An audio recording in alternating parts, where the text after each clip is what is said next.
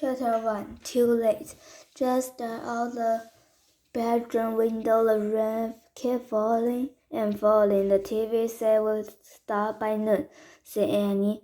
His 7-year-old sister is already past noon, said Jack. But we had to go to the treehouse, said Annie. I had a feeling the end person would be there today. Jack pushed his glasses into place and took a deep breath. He wasn't sure he was ready to meet the end person yet. The mysterious person who had put all the books in the magic treehouse. Come on, said Annie. Jack sighed. Okay, he said. You can get on our raincoats and boots. We'll get the medallion and bookmark. Annie ran there, get their reindeer gear. Jack reached into the drawer. He looked out the medallion. It was gold. The letter was engraved on it. Then he looked out the bookmark. It was made for the blue letter and the same ends on it. Both ends matched the end was the floor of the treehouse. Jack put the medallion and bookmark into his backpack. Then he drew his notebook and pencil. Jack liked to take notes about important things. I got our rain stuff, called Annie. Jack picked out his pack and went downstairs. Annie was waiting by the back door. She was putting on their boots. Meet you outside, she said. Jack pulled on his raincoat and boots. Then he put on his backpack and joined her. The wind was blowing hard. Ready, set, go, shouted Annie. They kept their hand down the charged until the rain wind. Soon they were in the far creek woods. Tree branches floating rainwater everywhere. Yuck, said Annie. Their splash puddled until they come out to the test on the oak tree woods. They look up, turn low till the two branches were the treehouse. It stood dark and lonely against a stormy sky. Hanging from the treehouse were rope letters. It was blowing in the wind. Just threw all the book up there.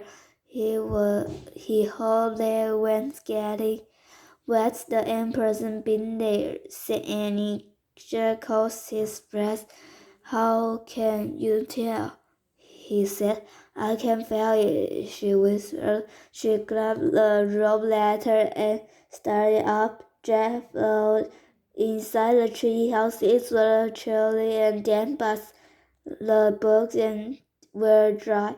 They were all neat, stacked along the wall, just the way they had been the day before. Annie picked up the castle book on the top one step. It had taken length to the time of the castles. Remember the night, she said. Jack nodded. He will never forget the night who had helped them. Annie put down the castle book. She picked up the next book on the stack. It was the dinosaur book that had taken them to the time of the dinosaurs, remember? She said. Jack nodded. He never forgot the pteranodon who had saved him from the Tyrannosaurus Rex. Then Annie held up the book about ancient Egypt. Meow, she said. Jack smiled. Egypt book, then taken them to the top of the pyramids. The black cats had come to rescue them.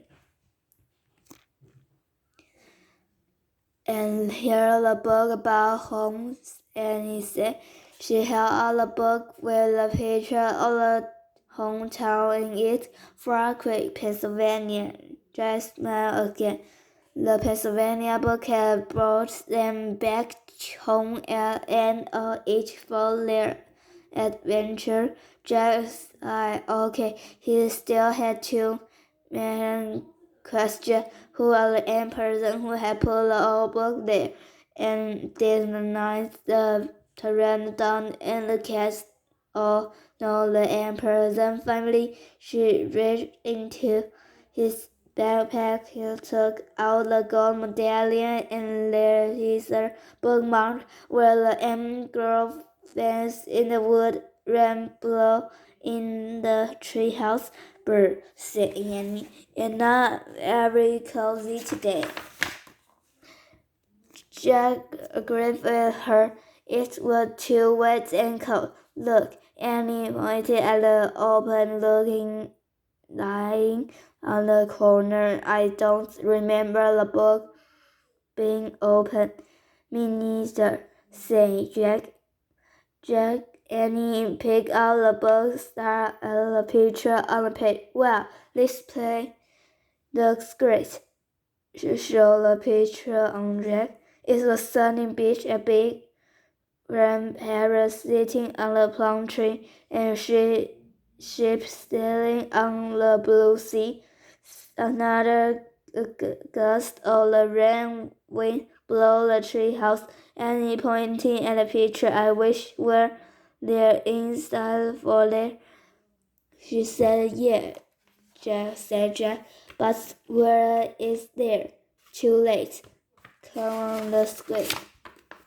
Jack and Annie turned quick, setting the bridge outside window ledge of the treehouse was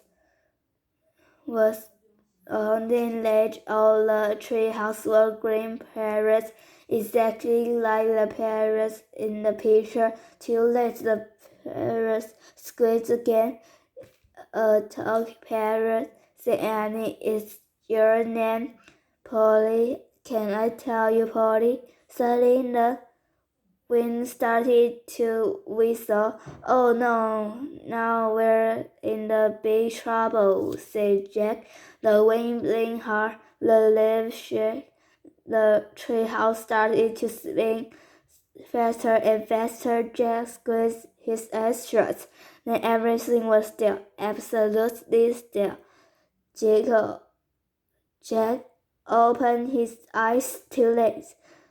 Squeezed Polly.